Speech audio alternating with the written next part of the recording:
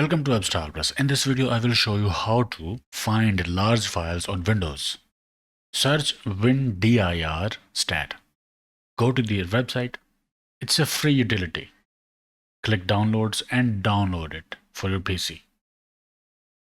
Install it and run it.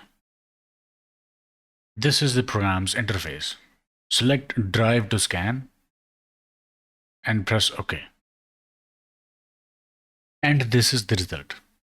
It will show files and folders in your PC with space information.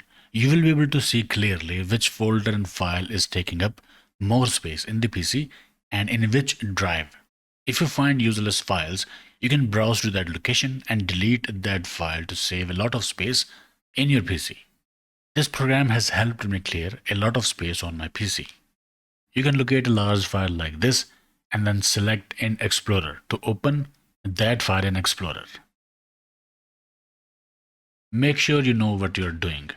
If that file is useless, you can delete that from there. There is another similar program called WizTree. It works the same way. You can check this out as well. Okay, I hope it helped. Like, share, subscribe, and I'll see you in the next one.